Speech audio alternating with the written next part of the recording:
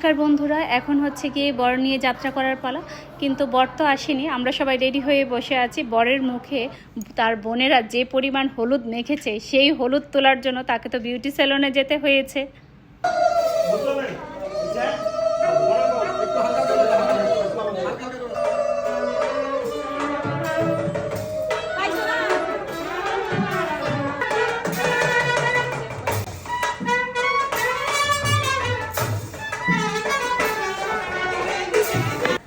So Pritam আসতে যেহেতু দেরি হচ্ছিল, সেজন্য আমরা করলাম কি, বরের সাথে যে বরযাত্রীরা আছে আর কি, তো সেই বরযাত্রীদের সবাইকে আমরা পাঠিয়ে দিলাম। আমরা শুধু একদম নিজস্ব মানে খুব কাছের মানুষরা ছাড়া বাকি সব বরযাত্রী চলে গেল। বরযাত্রীদের পাঠিয়ে দেওয়ার আরও মেইনলি কারণ সেটা হচ্ছে দুপুরের যে লাঞ্চের ব্যবস্থাটা, সেটা আমরা এখানে করিনি। আমরা করেছিলাম হচ্ছে কুমিল্লার একটা হোটেলে, এবং ওই হোটেলে আমরা অনেকগুলো রুম বুকিং নিয়েছিলাম।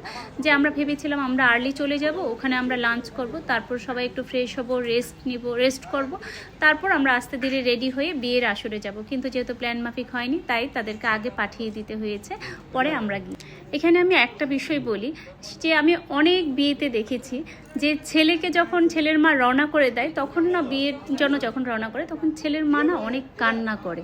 এবং এটা ঠিক কেন করে সেটা আমি ঠিক বুঝি না। আমরা কিন্তু আমাদের ছেলেকে খুব আনন্দের সাথে রওনা করেছি, কারণ আমাদের কাছে মনে হয়েছে আমাদের ছেলের জন্য আজকে এটা অনেক শুভ একটা দিন। সে তার জীবন সঙ্গী পেতে যাচ্ছে, যে মানুষটা সারা জীবন তার সাথে থাকবে, তাকে ভালোবাসবে। সো এমন একটা শুভ দিনে কেন আমরা কান্না করব? তাই আমরা কিন্তু হাসি মুখেই প্রীতমকে রওনা করে দিয়েছি। তো বড়দি প্রথমে ওকে পান মুখে দিয়ে দিয়েছে, তারপর সরচিনি খাইয়ে দিল, তারপর প্রীতমের কাকু প্রীতমকে ধান দুর্বা দিয়ে আশীর্বাদ করলো। তারপর বড়দি আবার প্রীতমকে একটু করে দুধ মুখে দিয়ে দিয়েছে, এবং সেই দুধটা কিন্তু খাবে না, 3 বার করে দুধটা মুখে দিবে এবং দুধটাকে ফেলতে হয়, এটাই নাকি রিচুয়ালস।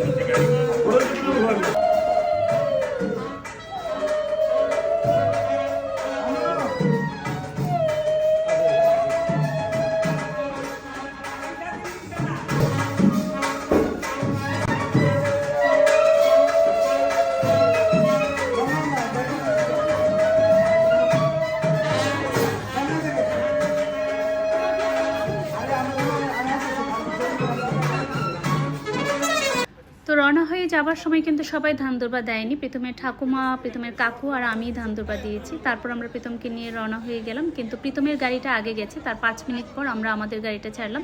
প্রীতমের গাড়িটা রওনা হয়ে যাওয়ার সময় আমরা খই ছিটিয়ে দিয়েছি, কারণ আমাদের এখানে বলা হয়ে থাকে খই ছিটানোটা শুভ।